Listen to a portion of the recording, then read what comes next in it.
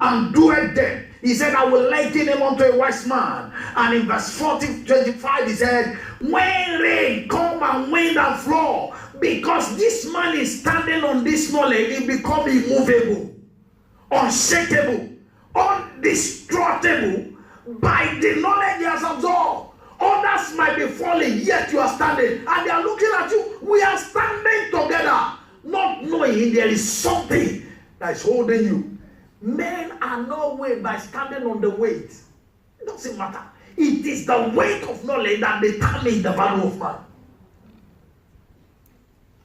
I pray that this season, whatever you need to know, and every step you need to take in order for your breakthrough to appear, God will show it to you. I didn't hear your amen. Doing what the word says. We always result in supernatural breakthrough any day and anywhere. Doing what the word says. John chapter 2 and verse 5, whatever he asks you to do, do it. And when they did what he asked them to do, miracle happened. Amen. Whatever he asked you to do. Peter, yes sir, launch into the deep. In the daytime, we don't launch into the deep, but nevertheless, by your word, even though it's against the natural system, but I believe in the supernatural. And he launched. There was a great God, exploit and breakthrough, unforgettable. Praise God. Praise the Lord. Now, what are these buttons? What are these key of knowledge? What are these forces that we need to know? What are those things that need to be unveiled to us in order for us to enjoy success and exploit in life? Quickly today we're going to be looking at one, and that one is called the force of vision. The knowledge button called vision.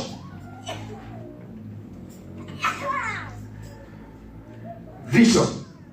Quickly, just because of our teaching tonight and our time. Definition of vision. Vision is only the unveiling of divine plan to an individual.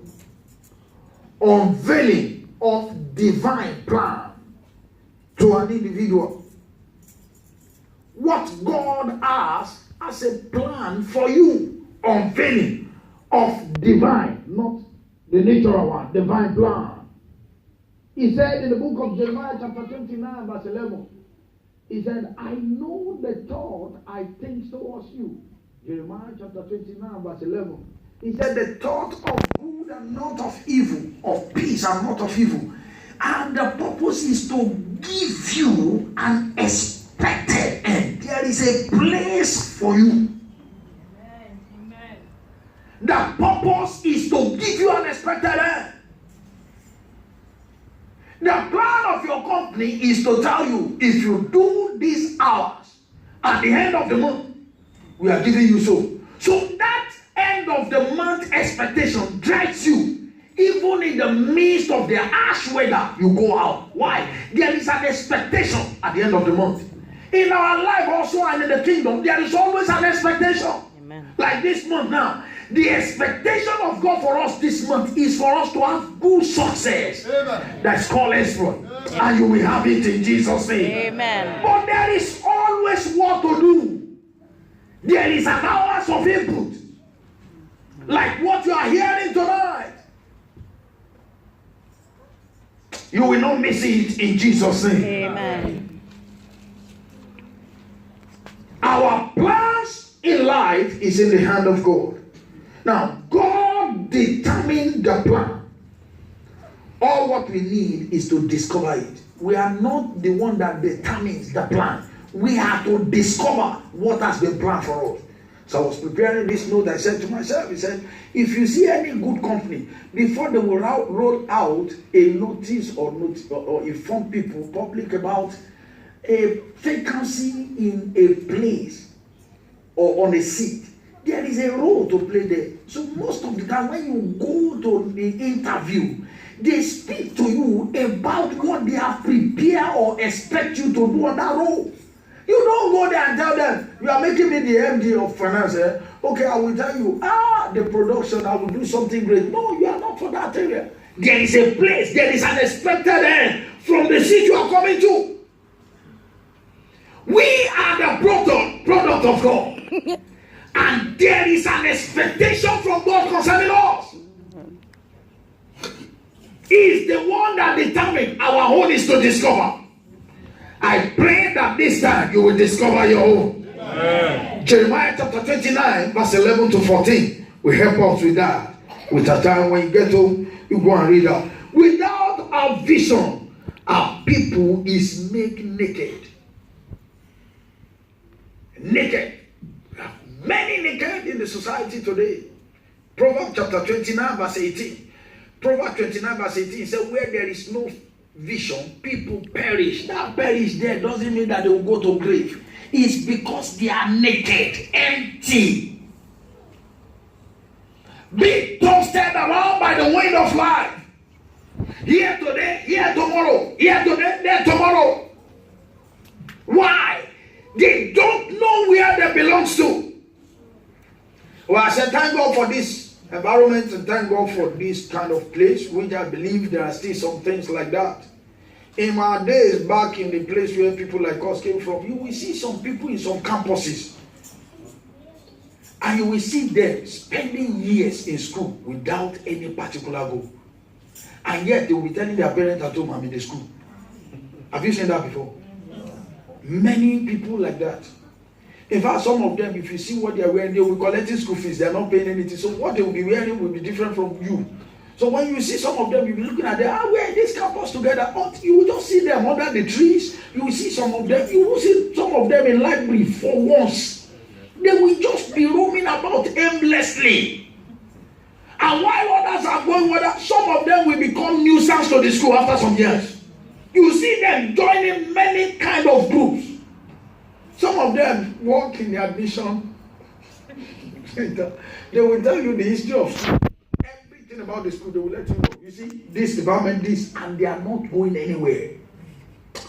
I pray from today, every wandering about that's leading to lack of result in your life is coming to an end. In the name of Jesus Christ. God will unveil his plan and purpose for all on his own. We need to make demand of the access to it. It will unveil. We need to make a demand. That's what we'll be doing. Exodus chapter 3, verse 7 to 10. Exodus chapter 3, verse 7 to 10. Judges chapter 6, verse 1 to 14. And Habakkuk chapter 2, verse 1 to 3. God will unveil. We have to make demand. Praise the Lord. Quickly, how do I assess this vision? If God has a place for me on earth that he has prepared for me, that I should go.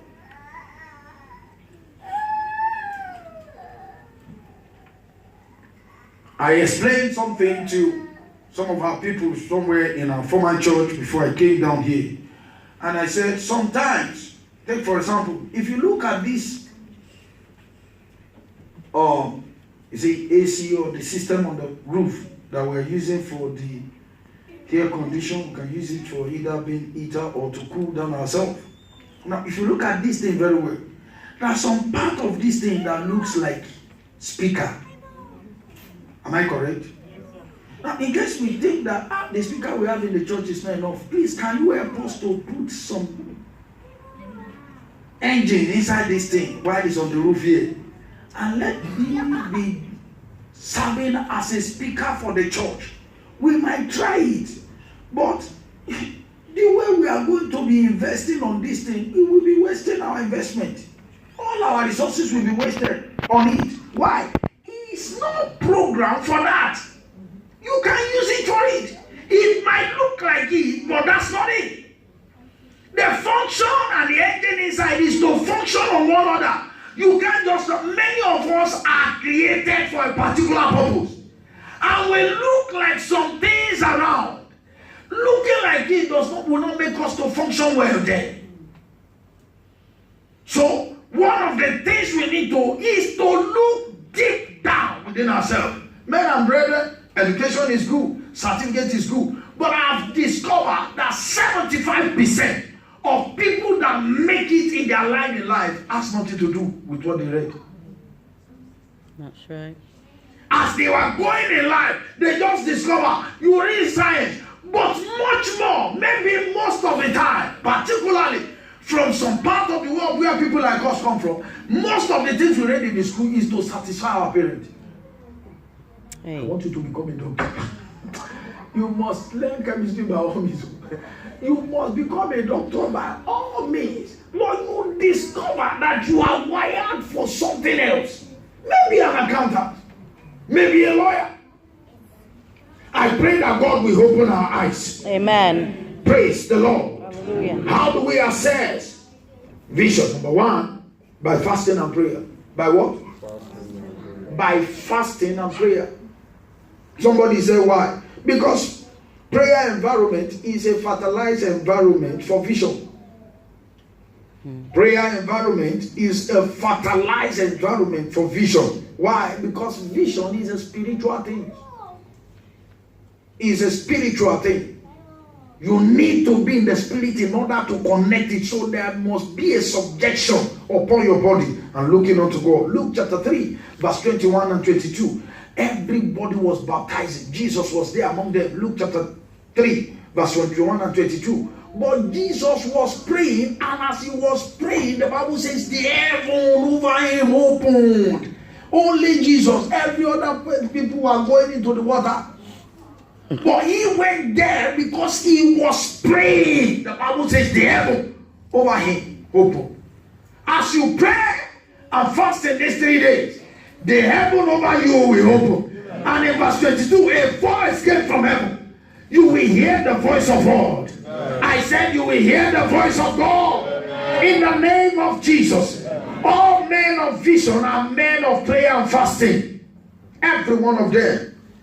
They are men of prayer and fasting. 2 Corinthians chapter 4 and verse 18. Because the things we see are temporal. It's only the things that we don't see that are eternal. So you need to go into the spirit to dig out those things that are most treasurable that God has kept aside for you. Praise the Lord. Prayer also eradicates error. You are praying and fasting, the details of where you belong to will be clearly given unto you. Praise the Lord. Number 2, how to assess vision. Number 2 is being spiritually sensitive. It's just like number 1. Being spiritually sensitive. Revelation chapter 1 and verse 10. He said, I was in the spirit on the Lord's day, and I hear him speaking. Subjecting. What is the meaning of being sensitive? It means to be alone with God. Somebody said, do we need to go to the mountain? No. By going and taking your mind away from every other thing, concentrating on God. Only one question. Lord, I want to know. I want to know. Lord, I need to know. And that is your question. Even while you are walking, you are still asking, Lord, I need to know. Where do I belong to? Every second when you have time. Father, open my eyes to hear. Open my heart to see. Open my ears to hear you. I want to know where it belongs to. Along with God, always. You will hear his voice in the name of Jesus Christ. Amen. Praise the Lord. Habakkuk chapter 2, verse 1 and 2. Praise God. Number 3, as we round up tonight, keep visionary and prophetic company. Keep what? Visionary and prophetic company. In order for you to move along with the people that are fulfilling their life along God's way. When you see what is coming out from them, you will go easily, because a company will determine what happens around your life. Keep visionary and prophetic company. Somebody said, like, who? Like Bishop Oyedepo. I'm living in United Kingdom, is in Nigeria. You don't need to go around them. Take their materials. Listen to them always.